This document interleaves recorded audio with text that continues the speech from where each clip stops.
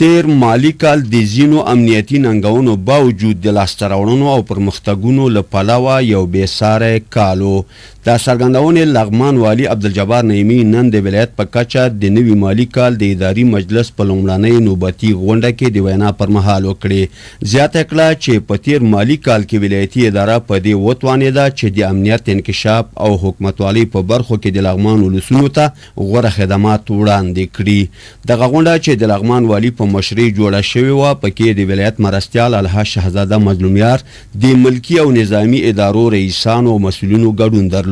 چې ښاغلي نعیمي په خپله پیلیزه لارښوونکې وینا کې د ملکي او نظامي ادارو په چوکاټ کې د هماهنګۍ د غښتلتیا په رامنځته کېدو سربیره د ولایت په کچه د امنیتي وضعیت د بهتروالي په تړاو د درېګونو امنیتي او دفاعي ځواکونو ځانګړو عملیاتو په ځینو مهمو او ستراتیژیکو ځایونو کې د نوو بیزونو ایجاد، د زیات شمیر مخالفو وسلوالو او د هغوی د مهمو پټنځایونو له منځه وړلو او دغه راز د یو شمیر مجرمینو او مخالفو وسلوالو نیولو ته په اشارې وویل چې اوس مهال د دولتي حاکمیت سیمه پراخه شوې او ورځ تر بلې د امنیت او ثبات د راوستلو لپاره په قوي همغږۍ کار روان دی. دغه راز د غوره حکومتوالۍ لپاره بیا د ولایت په کچه د ترسره شوو خدماتو په اړه لغمان والي د استخدام په برخه کې د روڼتیا او د اصولو پر رعایت د آزادو سیالیو له لارې په ملکي ادارو او د پوهنې ریاست په چوکاټ کې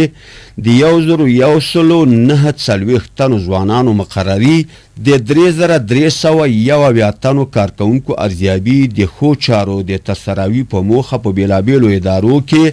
د 101 تنو مکافات او د غفلت او سلنګارۍ له امله په توسعې اخطار، کسر معاش او همدارنګه په تغییر او تبدیل د 15 تنو مجازات کېدل، د مامورینو د ظرفیت لوړونې کار اهل کار ته د سپارلو، د عالی مقام د احکامو پرامینو او د وزیرانو شورا د مصوباتو تطبیق او عملي کول، د غصب او نشهیي توکو پر وړاندې مبارزه، د عوایدو زیاتوالی، په ټولیزه برخه کې د حکومت او ولس ترمنځ د واټن په راکمولو او دغه راز د امنیت انکشاف او حکومتوالۍ په چارو کې د پراخ ولسي مشارکت په موخه د ولسونو سره سلا مشورې او پراخې غونډې جوړول، د پولیو او نورو واکسینونو پر وخت تطبیق، د کډوالو او داخلي بېځایه شو سره پر بشري مرستو سربیره د هغوی ستونزو او غوښتنو ته پر وخت رسیدګي او نورې ترسره شوې کړنې د بیلګې په توګه یادې کړې. ښاغلي نعیمي همدارنګه د انکشاف او رغونې په برخه کې وویل چې په تیرو 3 مالي کلونو کې د 1,230 میلیون افغانیو په ارزښت په مرکز او ولسوالیو کې 93 بېلابېلې ټولګټې پروژې ګټې اخیستنې ته سپارل شوي او د نوموړي په وینا چې اوس مهال د 1,214 میلیون افغانیو په لګښت د ولایت په کچه په بېلابېلو برخو کې د 80 ټولګټو پروژو کارونه روان دي چې زرګونو خلکو ته پکې د کار زمینه برابره شوې ده. لغمان والي په خپله لارښوونکې وینا کې د ټولو ادارو مسؤلین په دې مکلف وګڼل چې په خپلو اړونده ادارو کې مثبت تغییرات رامنځته کړي او دغه راز د روڼتیا او حساب ورکونې د اصل په رعایت سره خلکو ته غوره او پر وخت خدمات وړاندې کړي. نوموړي د نوي مالي کال د بودیجې د پر وخت انتقال او لګښت په اړه د ادارو مسؤلینو ته په لارښوونې سربیره جدي سپارښتنه وکړه چې د جمهوري ریاست د لوړ مقام، د اجرایه ریاست، وزیرانو شورا، کابینې، د ولایتي د نظامي او اداري مجلسونو او د ولایتي شورا پریکړې د یو ځل بیا تکرار او د وسپارل شوو مواردو د تحقق په اړه د په خپل وخت په دقت سره اجرات وکړي. وروسته له اجنډا سره سم د مهترلام ښاروالۍ مرستیال ډاکټر نیکمل وزیري د مهترلام ښار او قرغیو ولسوالۍ اړوند د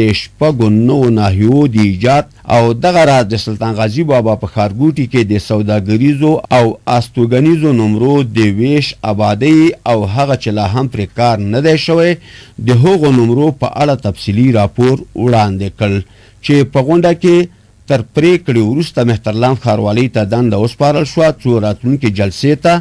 د ټولو هغو کسانو نوملړ ترتیب او د نمرو د استرداد وړاندیز را انتقال کړي چې تر دې دمه یې په لوړپوړو سوداګریزو او استوګنیزو نمرو کې د شرطپاڼې مطابق کار نه دی کړی. همدارنګه په غونډه کې د کډوالو بیرته راستنېدونکو چارو رئیس انجینر شاکر،